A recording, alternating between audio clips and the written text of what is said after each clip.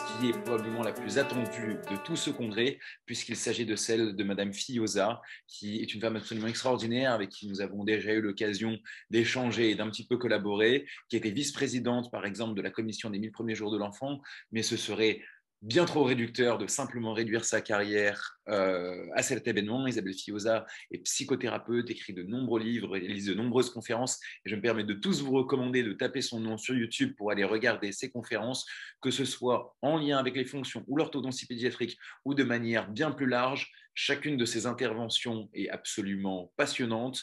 D'un point de vue personnel, c'est une des conférences que j'attends le plus et que je veux absolument écouter. Je ne ferai pas de plus longue introduction pour ne pas trop faire rougir Madame Filosa avant de commencer, et je vais directement lui laisser la parole pour sa conférence, et si nous avions le pouvoir de leur changer la vie. Merci beaucoup, Guillaume. C'est loupé, je rougis tout à fait. C'est pour ça que vous n'avez pas encore réactivé. Ah, magnifique, magnifique. On est prêt. Voilà, je suis confuse. Merci de tous ces compliments. Donc, merci Surtout Guillaume. sincère. Merci. Bonsoir, bonjour. On est tôt le matin. Bonjour à chacun, bonjour à chacune. Merci aussi Dr Fellus et merci au professeur, au Dr Bergeron. Merci à toute l'équipe de l'organisation de ces jours pour cet honneur que vous me faites de m'inviter à prendre la parole dans un congrès d'orthodontiste alors que je ne le suis pas. Mais c'est vrai que j'ai appris combien votre métier est fondamental et tellement en lien avec le mien. Je suis psychothérapeute et donc je suis née d'un psychologue et d'une mère psychologue et psychanalyste. Et mon père a d'abord introduit, il y a pas mal d'années, l'analyse transactionnelle en France. C'est vraiment ce désir toujours d'améliorer la communication entre les humains. Et puis, il a découvert en Suisse, avec ma mère, une approche américaine très concrète et pratique, mais aussi, il a découvert les travaux du docteur Carl Simonton, cet oncologue américain qui a popularisé l'utilisation de la relaxation et de l'imagerie mentale dans la guérison, l'accompagnement de la guérison du cancer et du cancer en général. Et donc, mes parents et moi, nous étions déjà passionnés par les travaux d'Henri Laborit sur les réactions d'attaque, de fuite et l'inhibition de l'action. Ces réactions qui faisaient tellement sens pour comprendre comment pouvait s'installer une maladie physique suite à un conflit psychique. Et ensemble, avec ces Américains, nous avons découvert le syndrome général d'adaptation décrit par Hans Scheie. Oui, on dit Selye souvent en France, mais on m'a repris une fois en conférence parce qu'il est hongrois à la base et donc ça s'appelle Scheie, on dit Scheie. Donc voilà, c'est un concept, le concept de stress qui est extrêmement utilisé de nos jours. On oublie souvent le papa du stress qui est Hans Scheie et combien à la base, il s'agit d'une réaction d'adaptation. Mais donc voilà, j'ai été initiée très tôt à la psychosomatique, au lien entre le corps, nos émotions, notre esprit. J'ai rédigé mon mémoire de maîtrise en psychologie clinique en 83. Il portait sur les facteurs psychiques dans l'origine du cancer du sein. À l'époque, il n'y avait aucun ouvrage en français sur la question. Mon professeur n'avait aucune connaissance, n'avait pas connaissance des sources en anglais que j'ai présentées. Et je vous raconte ça pourquoi ? Pour dire deux choses. D'une part, que l'absence de maîtrise de l'anglais de la part des Français a ralenti beaucoup la reconnaissance de nombre de travaux scientifiques par l'université, mais aussi par les politiques. Et donc, forcément, les récentes recherches scientifiques sur la santé myofaciale dont nous allons parler, dont nous parlons tous ce week-end, sont très peu connues encore dans notre pays, mais merci pour ce congrès en français qui va permettre de diffuser davantage. L'autre chose, c'est que donc je travaille en psychosomatique sur les liens entre le corps et le psychisme depuis 40 ans. Donc, mon premier livre, Le corps messager, qui est paru en 86, explique comment notre corps peut tenter de nous parler quand nous n'écoutons pas assez nos émotions, notre stress, notre vécu intérieur. Aujourd'hui, je suis plus connue pour la parentalité, mais toute la première partie de ma carrière, mes spécialités, c'était la psychosomatique et les émotions. Ça me donne un peu une vision grand angle. Un jour, une adolescente vient en thérapie. Elle pleure vraiment beaucoup, hypersensible, elle pleure à la moindre contrariété et à vrai dire, elle pleure même sans raison parfois. Et donc, elle est déprimée, disent les parents, elle est fatiguée et donc les parents l'amènent chez le psy. Oui, parce que dans l'esprit de la plupart des gens, pleurs égale émotion égale psy. Mais moi, en l'écoutant, au vu de l'anamnèse, du tableau clinique, je me dis, il y a un souci hormonal. Et donc, j'ai demandé à ce qu'elle fasse tester ses taux d'hormones thyroïdiennes T3 et T4 circulantes, ce qui nous permettrait d'y voir plus clair. Eh bien, le médecin lui a découvert une thyroïde carrément dans les chaussettes. Et donc, évidemment, un traitement approprié a permis à cette jeune fille de retrouver la maîtrise de ses émotions. Donc, aller chez le psy, c'est toujours intéressant. J'adore mon métier. Mais bon, la thérapie risque d'être longue si on ne fait pas cas du vrai souci, en l'occurrence la faiblesse de la thyroïde. Même si, grâce à Simonton, on sait que les images mentales peuvent être conviées pour stimuler la thyroïde et redynamiser les sécrétions thyroïdiennes, le souci ne venait pas de carences affectives dans son enfance. Hélas, en fac de psycho, on n'apprend pas encore grand-chose sur le signal thyroïdien, ni sur l'orthodontie d'ailleurs. J'espère bientôt. Mais donc le mot psychosomatique a été galvaudé et beaucoup interprété comme c'est dans la tête. Et en réalité, psychosomatique, ça veut dire que psyché et soma sont indissociables et influent l'un sur l'autre. On ne peut pas séparer le psychique du physique, tout est relié, interdépendant. En l'occurrence, là, le trouble de cette jeune fille, il était plus somatique à la base que psychique, hein, mais les conséquences, il y avait des conséquences sur son psychisme. Oh, on va faire une petite question là.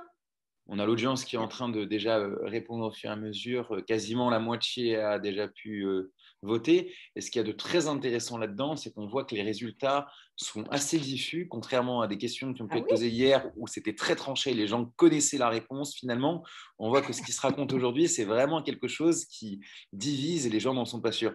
D'où l'intérêt de cette conférence. Et c'est vrai, la plupart des gens. Alors, une réaction physique d'adaptation réunit 64% des votes et c'est vrai. Un phénomène physiologique, 40%, c'est vrai. Aussi, en fait, les deux réponses sont bonnes. C'est un phénomène physiologique qui mène à et en même temps une réaction physique d'adaptation, le mot adaptation étant fondamental. La plupart des gens ne font pas, on a l'idée que c'est psychologique, la plupart des gens ne font pas vraiment la différence entre une émotion qui est donc physiologique et un sentiment qui, lui, est psychologique. On a longtemps cru que l'émotion était liée à « je me dis que quelque chose est dangereux, alors j'ai peur ». Et donc, on a cru que c'était lié à une cognition, mais en fait, non. L'émotion, c'est un processus physiologique, comme le stress, une réponse biologique de notre organisme face à une sollicitation de l'environnement. Et voilà, mais le grand public croit souvent que le stress, les émotions, c'est dans la tête. Et quand les gens disent dans la tête, ils ne pensent pas souvent au fonctionnement neuronal, hein, ils pensent à l'esprit. Et donc, dire qu'un trouble est psychosomatique, ben souvent, ça revient à dire que ça n'existe pas, qu'il n'y a pas de substrat biologique.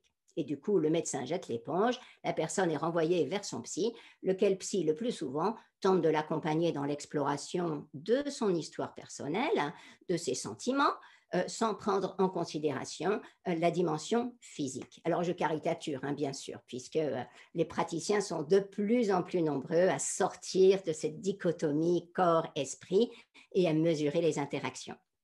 Mais à vrai dire, c'est vrai que la structure même de notre système de soins actuel empêche nombre de croisements d'informations qui permettraient de mieux comprendre chaque pathologie. Et puis, spécialisation oblige, hein, chacun étudie et devient expert dans une partie du corps. Il y a le spécialiste de la mâchoire, celui du foie, du cœur et encore même encore plus précis. Et si les spécialistes échangent un peu entre eux et s'adressent des patients, eh bien quand même, aujourd'hui, chaque spécialité a tendance à rester bien cloisonnée. Alors j'ai beaucoup apprécié tout au long de ce week-end combien chacun disait qu'il travaillait avec d'autres en équipe. Et oui, c'est vraiment nécessaire. En psychiatrie, on fait régulièrement aussi des réunions de toute l'équipe pour parler des patients. Mais est-ce qu'il y a le gastro-entérologue? C'est rare qu'il soit convié. Pourtant, la quasi-totalité des patients en psychiatrie présentent des désordres gastro-intestinaux. Eh oui, ça n'intéressait personne, mais sauf que ça a intrigué quand même une scientifique. Et maintenant, petit à petit, eh bien, le rôle du microbiote est de plus en plus étudié. Et on sait que les probiotiques ont un effet positif dans la dépression des personnes de moins de 65 ans, hors dépression grave, ou dans certains troubles anxieux. Donc, on teste aussi désormais des transplantations de microbiome fœtal dans les troubles psychiatriques. Ces découvertes, elles ont été faites parce que des spécialistes ont travaillé ensemble et parce que certains ont plusieurs spécialités. Aujourd'hui, les connaissances à maîtriser pour chaque spécialité sont devenues tellement fines, tellement précises, tellement nombreuses que c'est naturel qu'il y ait cette spécialisation. Elle est absolument nécessaire. Mais parfois, elle nous fait oublier que le corps est un tout et fonctionne comme tel. Et ce n'est pas seulement un tout. Un corps humain, ça n'est pas une entité séparée. Un corps humain, c'est un corps en relation. Un enfant n'existe pas en tant qu'entité séparée. Il s'adapte en permanence, il a ses contraintes qu'il rencontre, il interagit avec des adultes, avec d'autres enfants, il a une famille, un environnement social, culturel, un environnement physique. Un de mes rêves est de voir une salle de consultation qui ne recevrait pas une personne ou une famille, mais où les divers professionnels pourraient observer un enfant en situation réelle plutôt qu'en cabinet individuel. Un enfant réel, c'est un enfant en interaction avec d'autres enfants et avec des adultes. Ah oui, alors j'ai oublié de partager mon écran parce que là, j'ai une jolie diapo. Et donc, c'est vraiment important que le pédiatre, le pédopsychiatre, le psychologue, l'orthophoniste, l'orthodontiste, bien sûr, l'orthoptiste, les EJE, les consultants en lactation, le psychomotricien, l'ergothérapeute, la puéricultrice, le logothérapeute, j'en passe. Donc, l'interdisciplinarité, le travail en réseau, c'est l'avenir. Ça permet vraiment de voir depuis plusieurs dimensions. Ça fait partie du rapport des 1000 premiers jours de l'enfant que Guillaume a souligné, auquel j'ai participé. Et donc, avec le pôle d'information et de formation des parents, pour moi, c'est vraiment cette interdisciplinarité, cette salle de jeu parents-enfants où on pourrait observer, c'est un des piliers essentiels de ce que nous avons appelé la maison des 1000 jours. Donc, je vous invite à lire ce rapport qui est publié sur le site du gouvernement pour en savoir plus et pour vous rapprocher des réseaux petite enfance de vos secteurs pour surveiller l'émergence de ces maisons des 1000 jours et y participer. Lors de la... je vais arrêter le... Hop. Bon. Lors de l'installation de cette commission des 1000 premiers jours, en septembre 2019, une mère nous a partagé son vécu. Sa fille, elle a une fille de 12 ans, elle nous raconte, sa fille est née, et elle nous dit que bébé elle ne prenait pas bien le sein. Alors à la PMI, ils ont pesé le bébé, mais le poids stagnait, et au bout de 3 semaines, eh bien, à son grand regret, cette maman est passée au biberon. À l'époque, personne n'a su explorer, ce qui n'a même cherché à explorer ce qui pouvait se passer pour que la petite fille ne tète pas correctement. Le biberon direct. À 3 ans, la petite fille est très vive, grimpait, courait, très bonne motricité, mais problème de langage. Elle parlait, mais elle articulait très mal. Et quand elle est rentrée à l'école à 3 ans, eh bien, les autres enfants ne la comprenaient pas. Et donc, ils se moquaient. On ne comprend rien à ce que tu dis. Et ça a été vraiment très, très difficile. Et donc, cette maman, vraiment avec le cœur plein, nous disait combien, encore aujourd'hui, cette petite fille avait du mal à s'exprimer en public et manquait de confiance en elle. Cette maman avait le sentiment de ne pas avoir fait ce qu'il fallait. Pourtant, elle a consulté. Mais le pédiatre et la maîtresse ont dit qu'il fallait attendre, que ça passerait. Ne vous inquiétez pas. Pourtant, si on avait été tout un groupe de gens autour, soucis d'allaitement, difficultés d'articulation, ça parle de frein de langue, de position de langue, ça parle de bouche, ça parle de développement orofacial. Personne ne s'est intéressé à l'époque à la position de la langue du bébé, à sa bouche. Pourquoi est-ce que personne n'a orienté cette maman vers une conseillère en lactation quand sa fille était tout bébé, puis vers un orthodontiste quand elle était un peu plus grande? Eh bien, pour le grand public, l'orthodontie, ce sont les bagues. Elles sont tellement fréquentes de nos jours, presque banalisées. Un enfant sur deux, vous le savez, a besoin d'un traitement orthodontique à 9 ans.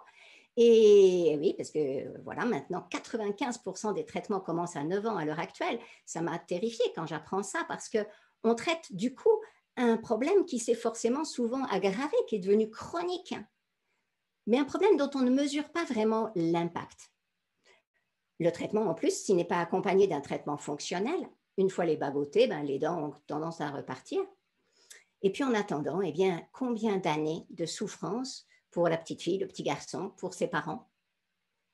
Cette petite fille dont on nous parlait à la commission, elle a subi du harcèlement à l'école, elle a perdu confiance en elle, la maman a douté de ses compétences maternelles, elle s'est sentie tellement seule, si démunie face à la souffrance de son enfant.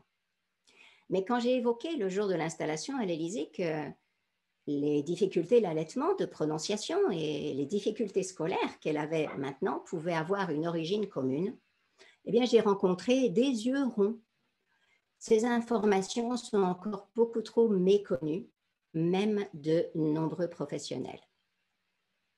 Donc, l'orthodontie ne consiste pas seulement à réaligner les dents pour des questions esthétiques. Il y a là de gros enjeux, mais encore trop méconnus, de santé physique et psychologique. Mais parlons d'esthétique. Souris, mais souris, écoute, souris, voyons. Et pour sourire, il ne suffit pas de le vouloir. On a besoin d'avoir les muscles et la mâchoire pour. Le visage, c'est ce qu'on voit en premier dans la relation. C'est notre interface avec les autres. Et quand on a une mâchoire trop petite, une langue mal positionnée, le visage en grandissant se déforme pour s'adapter aux contraintes. L'enfant n'est pas aussi beau, aussi attractif qu'il pourrait l'être.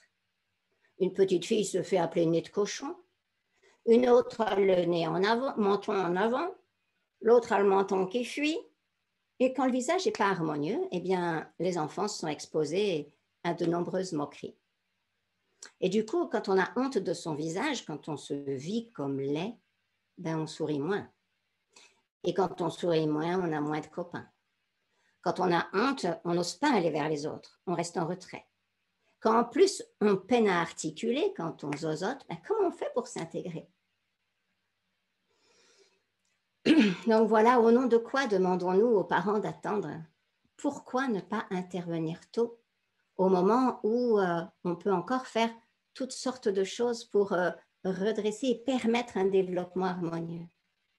Pourquoi ne pas prévenir plutôt que d'avoir à réparer après?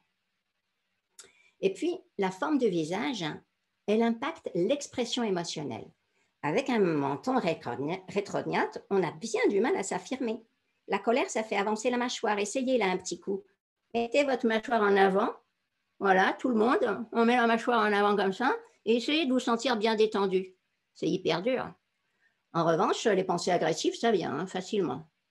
Et maintenant, mettez la mâchoire complètement vers l'arrière. Et essayez de vous sentir, ça modifie tout le visage. Essayez de vous sentir agressif. C'est pas simple. Donc, notre corps, il joue sur nos émotions. Comme vous avez été très nombreux à le souligner, plus de 70%, vous avez raison, les émotions sont des réponses physiques, visibles par les autres. Elles informent les autres de notre état interne. L'émotion, c'est dans le corps. On pense de plus en plus à l'impact des émotions sur certains symptômes. Le bruxisme, par exemple, est souvent considéré comme résultant de stress, de colère refoulée. Bon, c'est certain, le stress, ça aggrave les choses, et puis on peut ruminer une rancœur, c'est sûr. Mais on pense rarement que ça pourrait être aussi le contraire. Une malocclusion congénitale, par exemple, ou de mauvaises habitudes dans la toute petite enfance qui entraînent à terme des tensions dans la mâchoire. Et ça cause pas seulement du bruxisme, mais ça perturbe aussi la régulation émotionnelle. Donc, j'étais très contente d'entendre le docteur Véronica Derksar en parler hier dans son excellente présentation. L'an dernier, avant les confinements, je dédicace mes livres sur un salon. Et là, un couple me parle de leur garçon. Il a 7 ans, il est adorable, mais il fait des crises terribles. Il est hypersensible et très stressé. Donc les parents voient bien qu'il ne fait pas exprès pour les embêter, mais ils se sentent démunis. Ce garçon ne régule pas du tout ses émotions qui le débordent. Il me demande conseil. Je regarde l'enfant, il est chétif, sa posture laisse à désirer et il ne faut pas vraiment être orthodontiste pour repérer une malocclusion. Mais les parents sont très surpris quand je leur dis qu'avant d'aller chez le psy, il serait utile et urgent de prendre rendez-vous avec un orthodontiste. Et oui, c'est sûr, chez des adultes, dans mon travail de psychothérapie, je fais une psychothérapie émotionnelle et corporelle, j'ai vu des mâchoires inférieures avancer et reprendre leur place grâce au travail thérapeutique. J'ai vu une femme réussir à ouvrir la bouche plus grand qu'elle n'avait jamais pu réussir à le faire. J'ai vu un homme grandir de plusieurs centimètres parce qu'il avait libéré des tensions qu'il maintenait voûtées. Donc oui, parfois la psychothérapie, évidemment pour autant qu'elle ne soit pas seulement verbale, aide le corps à reprendre toute sa place. Mais un enfant est en plein développement. Les tissus sont en train de se construire, donc un traitement orthodontique fonctionnel, des exercices spécifiques ordonnés par un professionnel sont essentiels pour rétablir une croissance osseuse harmonieuse. Oui, évidemment, on peut réparer par la suite, mais c'est tellement plus facile de ne pas laisser s'installer un problème parce qu'on a besoin d'un corps fonctionnel pour vivre nos émotions. Nos émotions sont des phénomènes physiologiques et physiques. Émotion, c'est l'extériorisation de notre mouvement intérieur. Une émotion, c'est manifesté par un comportement et elle est au service de notre homéostasie interne face aux sollicitations d'adaptation de l'environnement. Et puis, elle est aussi une communication de notre état à notre environnement. Éprouver de la colère, par exemple, ça déclenche des manifestations physiques, on l'a vu.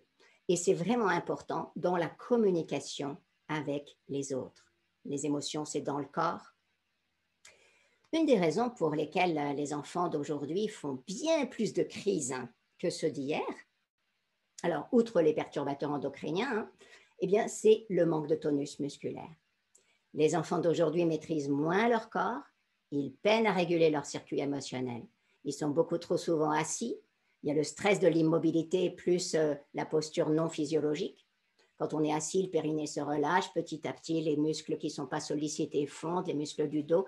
Bref, la station assise, en plus, divise par 2 l'activité électrique dans les jambes, donc la circulation sanguine et l'alimentation du cerveau en oxygène et en sucre. Évidemment, si en plus, ils respirent par la bouche, voilà, que dire de leur mâchoire et de leur posture. Donc, les enfants d'aujourd'hui, c'est vrai, on le constate, ils sont plus impulsifs qu'avant. Ils ont du mal à se concentrer et ils se montrent fort peu tolérants à la frustration. La moindre contrariété va déclencher des énormes crises de rage. Alors, on a lancé la deuxième question, mais voilà. Certains ont raconté qu'il n'y aurait plus d'autorité et que les parents ne posaient pas assez de limites. Et donc, voyons la question qui paraît maintenant. Donc, aujourd'hui, le lait déborde, les enfants débordent de toutes sortes de manières. Et donc, la question 40 ans, combien nos enfants ont-ils perdu de capacité cardiovasculaire? J'attends vos réponses, j'attends vos réponses. Moi aussi, il faut que je réponde apparemment. Oups. Tout le monde doit répondre et c'est bon, on a quasiment 2/3 de l'audience qui a déjà pu y répondre. Baptiste va publier les résultats. D'accord. Bravo, 25%, mais il n'y a que quand même il y a que 50% qui ont trouvé. Et oui, c'est vrai, on ne le sait pas assez. 50%, ce serait quand même vraiment énorme et très atterrant. Mais oui, c'est 25%. Mais les résultats du sondage montrent qu'on a quand même peine à y croire. Mais finalement, du coup, ça nous aide à réfléchir parce que est-ce qu'on peut vraiment accuser une question de limite quand nos enfants ont perdu 25% de leur capacité cardiovasculaire? Donc, c'est important de regarder le tableau des symptômes de nos enfants. C'est beaucoup plus vaste qu'un syndrome d'enfant roi qui est beaucoup trop souvent mis en avant. Aucun symptôme ne paraît isolément. L'humain est vraiment indissociable de son environnement. Notre corps s'adapte à ce que nous lui faisons vivre. Il répond aux contraintes. Le docteur Olu a insisté hier sur... je cherche ma diapo. Voilà, sur le fait qu'il était vraiment important de traiter les causes plutôt que seulement les symptômes. Oh, combien je suis d'accord avec ça, parce que c'est vrai, quand le lait déborde, eh bien, ce n'est pas vraiment utile de mettre le couvercle. On ne contient le problème que très, très temporairement. Mieux vaut éteindre le feu. Et donc, aller aux causes. Et si, comme il le disait, en cas d'hyperactivité, plutôt que d'infliger de longs traitements et de lourds traitements médicamenteux qui finalement ne font que réduire le symptôme, et si on enseignait aux enfants à mieux respirer par le nez? L'hyperactivité, c'est multifactoriel, hein, mais si une mauvaise ventilation peut être une des causes, alors il est fondamental de l'adresser. 2 facteurs sont à souligner dans l'état des enfants d'aujourd'hui. La dégradation de l'environnement, c'est clair, et le mode de vie. Donc, ici, je ne vais pas parler de la pollution, de la soupe chimique qui nous entoure, des perturbateurs endocriniens qui jouent un rôle évidemment très, très important, notamment dans le manque de régulation émotionnelle et dans le retard de la pensée logique, hein, parce que ce n'est pas le sujet de notre congrès.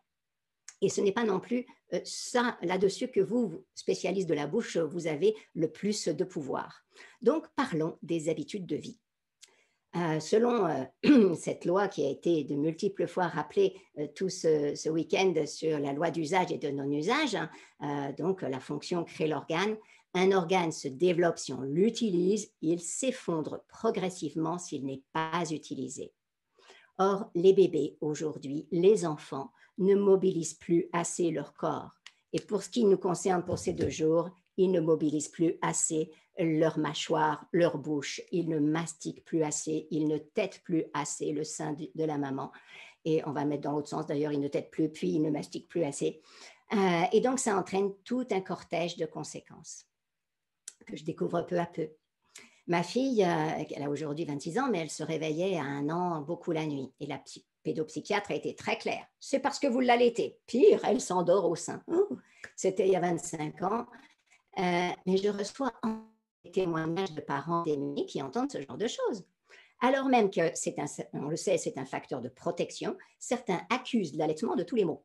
Et donc, je ne le savais pas, mais ma fille, elle tournicotait aussi beaucoup dans son lit la nuit. Et personne ne m'a alertée sur sa respiration. Ce n'est que bien plus tard, grâce à son orthodontiste, qui m'a fait remarquer combien ses narines s'étaient développées suite au traitement fonctionnel qu'il lui avait permis de faire.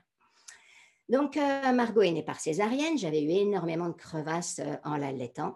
Mais au lieu de me conseiller des crèmes réparatrices pour les crevasses, les professionnels auraient dû explorer la malposition linguale et les difficultés du microbiote.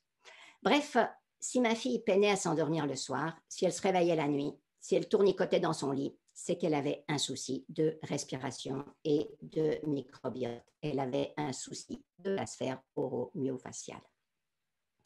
Alors, je ne vais pas insister sur cette question du sommeil parce que mon amie Karine Spruit va vous en parler avec bien plus d'expertise que moi. Mais c'est important de réaliser qu'en France, quand un enfant se réveille la nuit, on a encore beaucoup trop tendance à n'y voir qu'un problème psychologique. C'est sûr, quand on traverse une période difficile et que les sentiments sont tout emmêlés, ça réveille la nuit. Et l'enfant a besoin de pouvoir parler de ce qu'il ressent. Peut-être qu'il se sent seul avec un souci à l'école. Peut-être qu'il manque de sécurité. Oui, c'est vrai.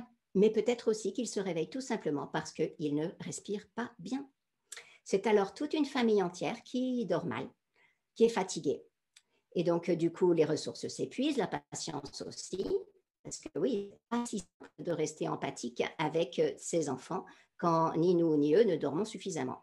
Et donc, forcément, ça va altérer le lien entre les parents et les enfants. Ça peut altérer l'attachement. Et donc, que dis-je, seulement une famille, parce qu'il y a ces troubles, ces relations bidirectionnelles entre les troubles orofaciaux et l'épigénétique, et il semble que les troubles du sommeil impactent jusqu'à 3 générations.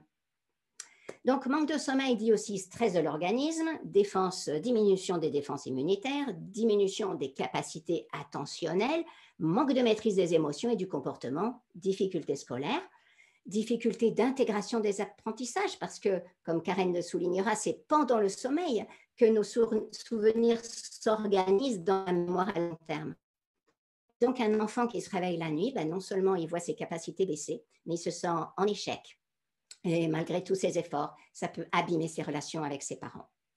Donc, en plus, le parent, non seulement il est fatigué, mais il peut se sentir coupable de ne pas y arriver, il peut se sentir incompétent, d'autant qu'un certain nombre de gens risquent de pointer ça aussi et lui attribuer la responsabilité du mauvais sommeil de l'enfant. On voit aujourd'hui fleurir des tableaux, j'ai dormi, j'ai une étoile, etc.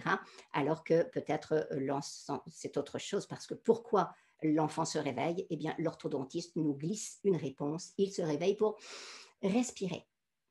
Combien d'enfants d'âge scolaire ronflent? C'est la question suivante.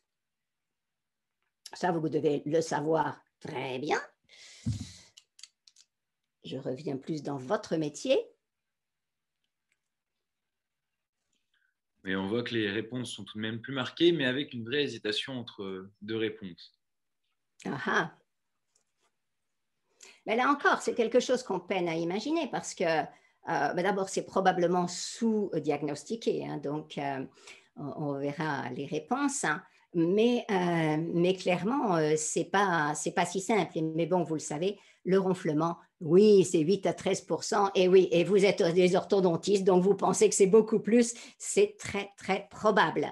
Donc, même si aujourd'hui, les études scientifiques disent 13% à peu près, entre 8 et 13%, eh bien, il est probable que ce soit davantage, parce que, comme je le disais, c'est probablement sous-diagnostiqué. Et oui, vous le savez, parce que le ronflement, eh bien, c'est un symptôme de collapsus des voies aériennes supérieures. Et donc, forcément, c'est important. Les ronflements, malheureusement, peuvent évoluer vers l'apnée obstructive du sommeil, pas assez connue, et dont la prévalence augmente dramatiquement chez les adultes, hein, mais aussi chez l'enfant. Et d'où ça vient? Parfois, il y a un souci génétique, épigénétique, une malocclusion congénitale, un frein de langue, hein, parfois une congestion nasale chronique qui peut être liée à des infections respiratoires, des allergies, des amygdales, végétation, bref, vous connaissez tout ça.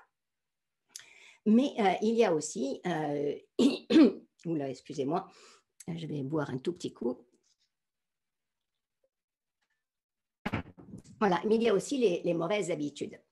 Les habitudes, donc, qui sont une mauvaise prise du sein et qui n'est pas accompagnée, comme c'était pour moi, un biberon qui est mal tenu, la succion d'une tétine, la malocclusion ou la malposition de la langue vont entraîner à terme toutes sortes de difficultés respiratoires.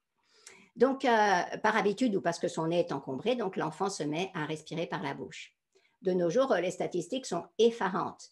La moitié des enfants scolarisés respireraient par la bouche tout le temps ou par intermittence. Et là, personne ne semble s'en alarmer. Pourtant, les travaux s'accumulent, mais bon, c'est vrai, mais je n'ai découvert ces travaux qu'en 2020, grâce à ma position dans la commission des 1000 premiers jours de l'enfant, lorsque Marc Moeller m'a présenté la rééducation myofonctionnelle. Je suis rentrée dans votre monde à ce moment-là. Et vraiment, oui, je soutiens ça. Il est urgent d'inscrire dans une politique de santé publique une information de tous les citoyens sur les liens entre le sommeil, la respiration, l'occlusion, la déglutition, la nutrition, la croissance faciale, la parole et les problèmes comportementaux, émotionnels et même cognitifs.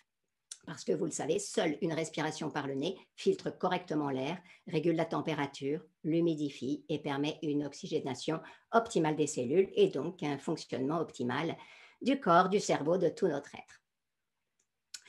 Une mère amène son enfant chez le pédiatre, elle le trouve pâle, il a les yeux cernés. Le médecin ausculte, « Oh, il est un peu fatigué, ça passera. » Est-ce qu'il ne regarde pas trop les écrans le soir? Il faut qu'il dorme davantage, madame. Il faut lui mettre des limites. Ce pédiatre ne regarde pas parce qu'on ne lui a pas enseigné a repéré l'importance des narines pincées, de cette bouche qui reste ouverte. Cet enfant qui respire majoritairement par la bouche dort mal, il ronfle, il a besoin d'aide. Une respiration buccale constante va carencer l'organisme en oxygène, ça modifie le métabolisme et donc on voit arriver de la fatigue, mais aussi moins d'aisance dans les capacités mentales et puis moins de régulation émotionnelle, une augmentation du risque de maladies infectieuses, des otites à répétition. Donc, je ne vais pas m'attarder sur cette question parce que d'autres intervenants hier aujourd'hui l'expliquent en détail. Une autre question que j'ai liée, c'est l'alimentation. Les difficultés alimentaires mènent souvent les parents à consulter le psy. L'enfant ne veut que des aliments mous, il n'accepte que des purées ou alors au contraire que des morceaux. Il ne veut que des aliments ultra transformés. Et là, il y a parfois des causes émotionnelles, c'est sûr, des causes relationnelles. Mais c'est important que tous les psys sachent qu'il peut aussi y avoir des causes physiques. Un réflexe nauséeux hyperactif, une succion déglutition mal installée, des difficultés de mastication. Là encore, l'orthodontiste apporte son regard essentiel. Donc, une rééducation fonctionnelle précoce peut permettre tout simplement de repositionner la langue, de corriger un dysfonctionnement de la musculature maxillaire et donc de corriger une éventuelle déglutition atypique. Tiens-toi droit! Combien de parents harcèlent leur enfant pour leur dire « tiens-toi droit !» Et oui, on voit de plus en plus de postures de buste penchées vers l'avant, les épaules rentrées. Ils disent « tiens-toi droit », mais ça ne marche pas. Alors bien sûr, on accuse les écrans, à juste titre aussi. Mais donc, on emmène l'enfant qui se tient mal, qui a mal au dos, chez le spécialiste qui diagnostique une scoliose. Mais pourquoi est-ce qu'il a une scoliose? Cherchons la cause, le feu sous le lait qui bout. Quand l'occlusion est incorrecte, eh bien, ça entraîne des déséquilibres dans le corps qui tentent de rétablir une cohérence globale. J'ai eu la chance, enfant, de voir mes yeux examinés par le professeur Baron. Mes parents travaillaient tous les deux dans son service à l'hôpital Sainte-Anne. C'est un fantastique ophtalmologiste, pionnier de posturologie dans les années 50. Et donc, il a montré comment de très légères modifications proprioceptives de l'œil, de l'entour de l'œil, peuvent entraîner des modifications majeures de toute la posture. Le cerveau ajuste en permanence la posture humaine en utilisant des microstimulations sensorielles qui proviennent de la proprioception des muscles oculaires et aussi des capteurs provenant de la bouche. Tout est lié dans notre corps. Notre corps s'adapte. Toute atteinte ici ou là va impacter tout le reste de l'organisme.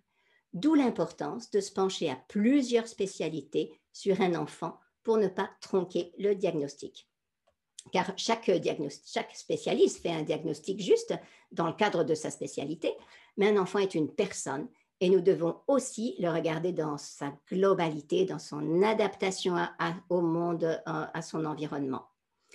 Donc, c'est important aussi de former davantage les pédiatres de ville, les pédiatres de PMI, à un repérage qui permettrait une orientation appropriée. Il nous faut, nous, tous les professionnels de santé, souligner comment, par exemple, l'allaitement au sein permet un mouvement de succion qui va participer au bon développement de toute la bouche. Et quand la mère ne désire ou ne peut pas allaiter au sein, c'est important que nous lui montrions comment positionner le biberon pour susciter tout de même cet effort de succion. Il n'y a pas que la qualité du lait qui est en cause.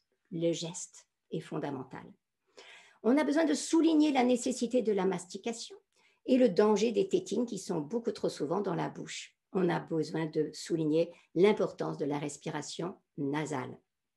C'est sûr, certaines déformations à 3 ans ne vont plus être là à 7 ans, elles vont guérir naturellement, mais on n'a pas à attendre pour mettre en place des bonnes habitudes.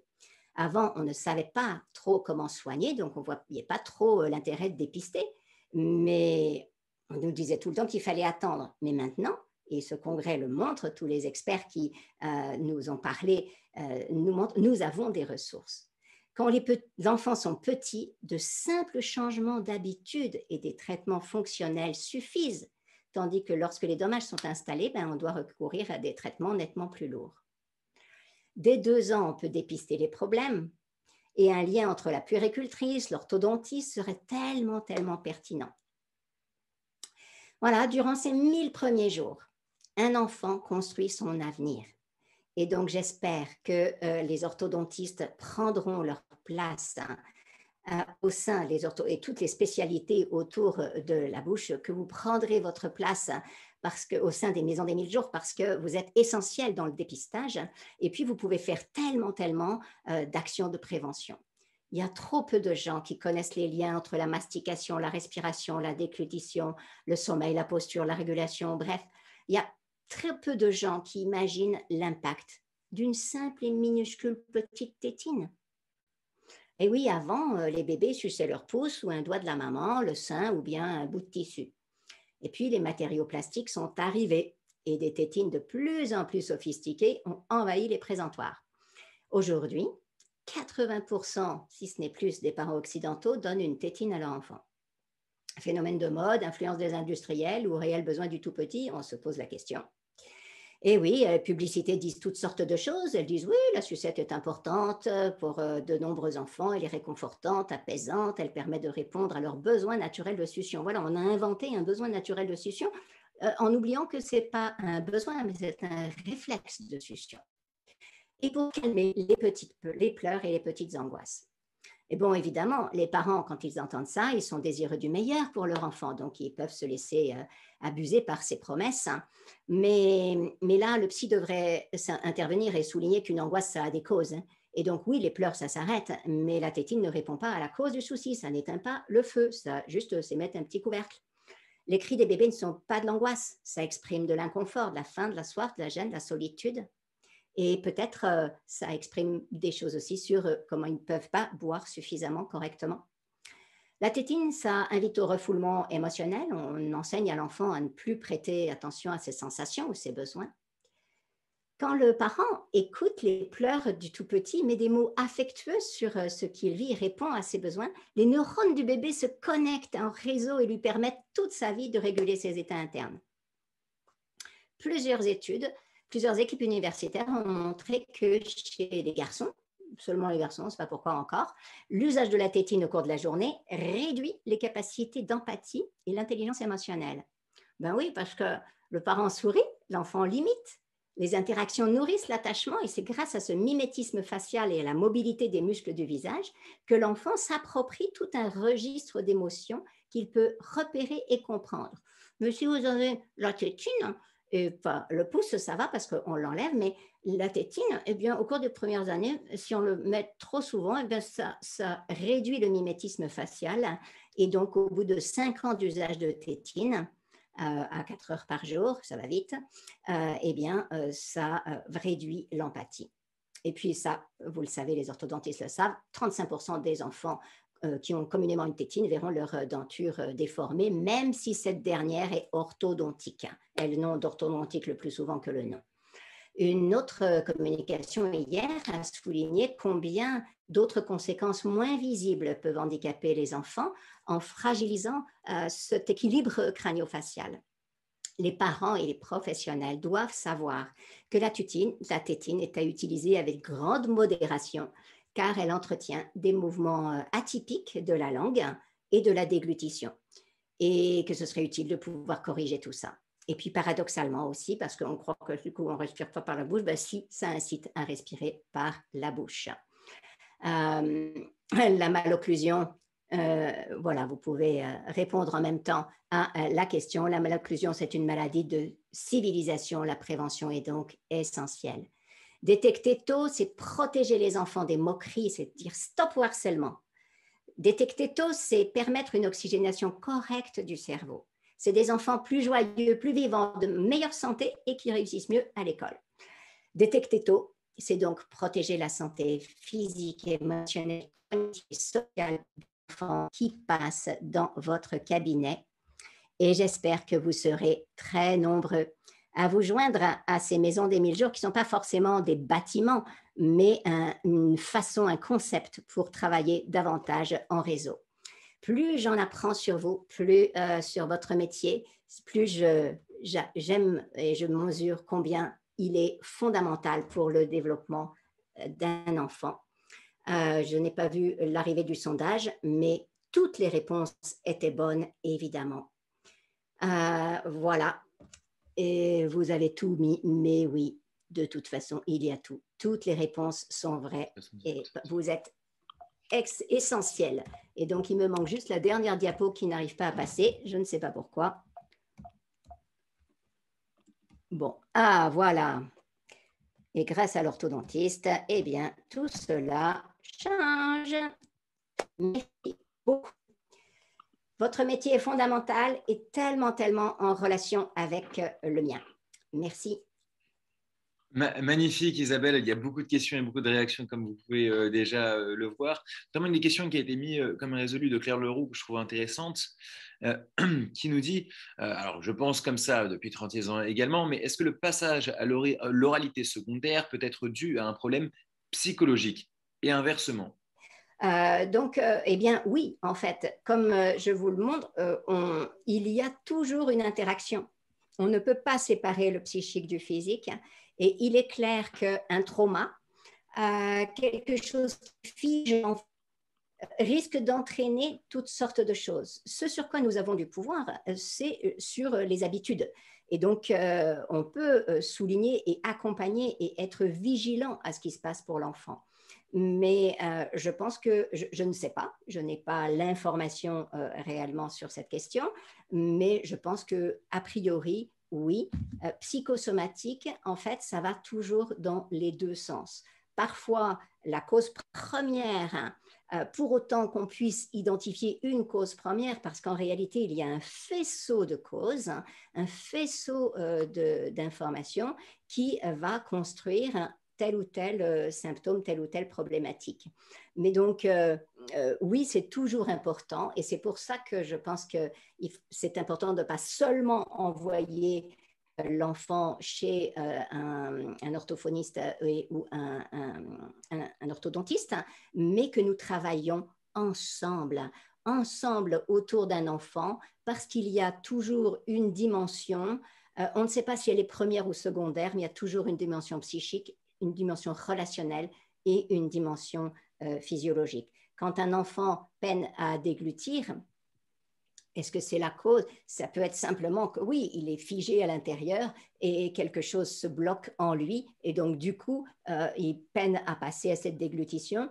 Mais comme ça a été dit aussi assez souvent, à partir du moment où on met en place un cadre protecteur, à partir du moment où on soutient l'attachement, on soutient le regard constructif et positif des parents sur l'enfant, à partir du moment où on aide physiquement le développement naturel et spontané de l'enfant, eh bien, la croissance va reprendre. Le cerveau et tout le corps est étonnamment flexible, étonnamment, ça se répare. Notre corps est vraiment une machine à s'adapter. Et donc, si nous fournissons les informations suffisantes, alors le corps réapprend et s'adapte au nouveau cadre. Alors, je rebondis parce que vous avez parlé de la maison, enfin, vous avez parlé des 1000 jours. Il y a certaines personnes qui pensent que c'est Émile Jour le prénom. C'est évidemment 1000 jours, le chiffre d'un millier de jours. D'ailleurs, si on parle des 1000 jours, est-ce que vous pouvez nous rappeler à partir de quand commencent ces 1000 jours et quand est-ce qu'ils se terminent? Alors, 1000 jours, c'est un concept. Hein. Donc, c'est un concept pour dire le début, le tout début. On l'a officiellement, c'est de 4 mois de grossesse jusqu'à 2 ans, mais en réalité, on l'a souligné nombreuses fois dans la commission, c'est avant la conception, puisqu'on sait qu'il y a déjà un certain nombre de choses qui seraient utiles à mettre en place avant la conception pour favoriser un développement optimal et jusqu'à 3 ans, jusqu'à l'entrée à l'école. Donc, c'est quand même, voilà, depuis avant la conception jusqu'à 3 ans, on va considérer, on ne compte pas 1, 2, 3, 4, machin, c'est 1000, c'est voilà, c'est un vocable qui dit les fondations, le tout début, les bases. On a aussi des questions qui nous demandent si vous auriez des ouvrages à recommander qui résument ce que vous avez dit et qui conseillent les parents ou les thérapeutes. Alors, je n'ai pas encore écrit sur cette question. J'ai commencé et donc voilà, d'ici 2 ans, vous verrez peut-être, parce qu'il faut quand même du temps pour réunir toutes les informations. Mais voilà déjà quelques livres dans lesquels j'esquisse un certain nombre de choses et notamment vous trouverez toutes les informations sur les émotions. Et voilà, j'ai écrit de nombreux livres. Donc, en regardant sur mon site internet, vous pouvez, j'essaye de mettre un peu pour pouvoir diriger les lecteurs selon leurs intérêts. Isabelle, moi, Vas-y, je active ta voulais, caméra. non, non, parce que je ne suis pas rasé. Oh non. Faut pas le dire, faut pas le dire. Je voulais vous remercier parce que votre conférence sera certainement un élément déterminant dans la prise en compte de l'orthodontie pédiatrique. Ce que vous avez dit est absolument passionnant. D'abord, ça nous confirme dans la motivation que nous avons, mais vous nous avez apporté tellement d'éléments qui fait qu'on ne pourrait être que plus prosélyte. Maintenant, je crois que nous avons à notre disposition des éléments dont on ne pensait même pas à faire état. Je crois que vraiment, je vous remercie. Votre présence était fondamentale pour nous. La qualité de vos prestations, de votre conférence est telle que je reste sans voix, mais il va nous falloir du temps pour tout intégrer et passer beaucoup de choses dans notre mémoire à long terme. Mais je pense que grâce à l'émotion que vous avez pu provoquer chez vous, nous avons une petite production d'MAP Kinase qui va emmener tout ça immédiatement dans notre mémoire à long terme. Donc, un grand merci et puis je sais que nous allons avoir beaucoup d'occasions de continuer à travailler ensemble. Volontiers. Merci vraiment beaucoup de la confiance que vous me faites. Et oui, on a vraiment besoin de travailler tous ensemble pour faire avancer les choses.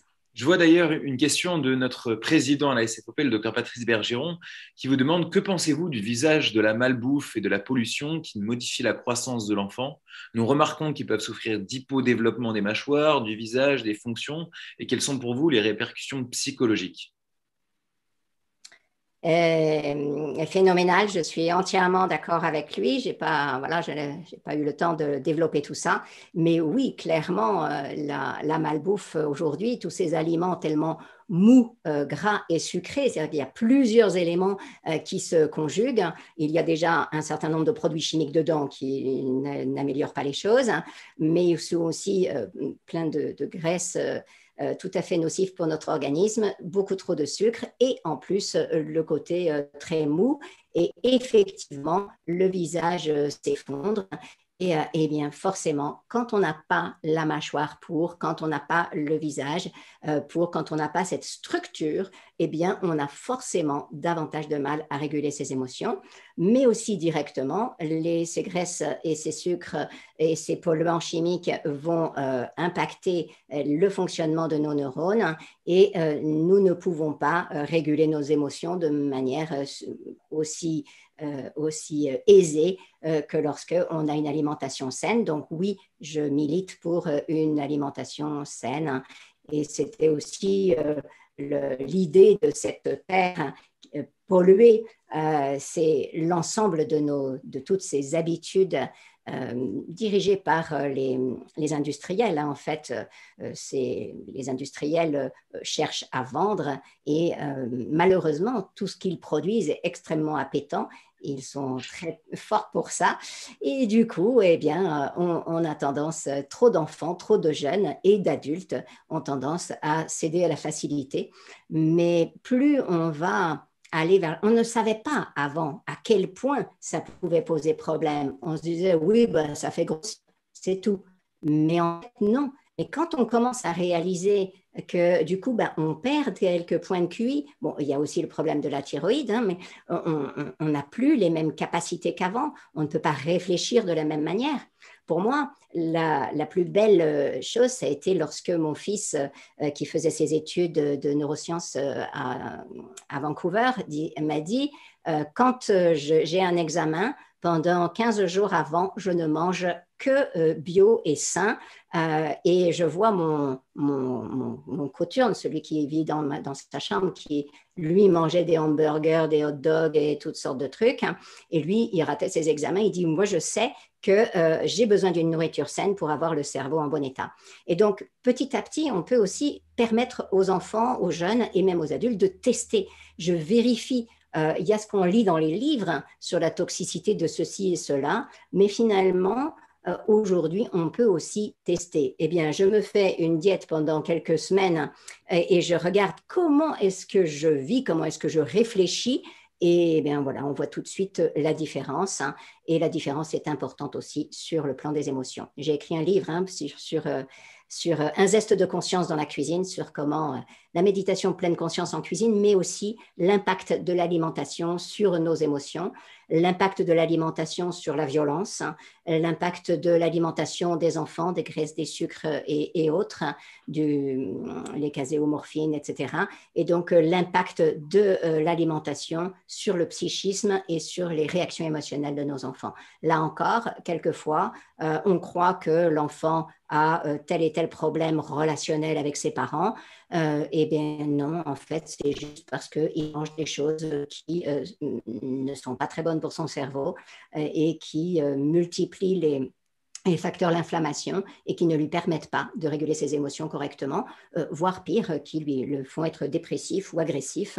Donc, un simple régime, parfois, va changer complètement le caractère, soi-disant, d'un enfant, son style émotionnel, finalement. Tout est lié, tout est lié. On a besoin de faire attention à tout. Tout est lié, comme vous le dites, il faut découvrir les choses. Moi, je me souviens des images de l'INA que je voyais, des sportifs qui faisaient des publicités pour des cigarettes en disant que cela améliorait la performance sportive de fumer pendant que l'on faisait du vélo. Si on montrait dès qu'on montre ce genre de choses à des gens de nous, de notre génération, mais comment ça c'était vraiment les publicités à l'époque. Et peut-être que c'est des choses très similaires qu'il se passera avec la malbouffe.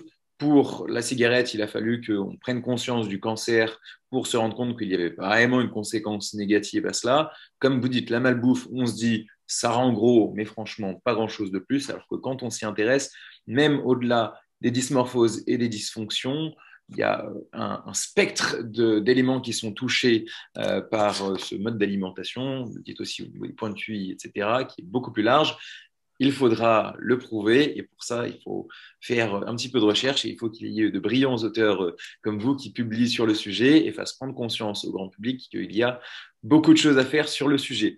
Je vois beaucoup de questions passer et on n'aura pas le temps de toutes les prendre. Merci mille fois merci mille fois pour les 1000 jours et merci mille fois de nous avoir rejoints dans cette conférence.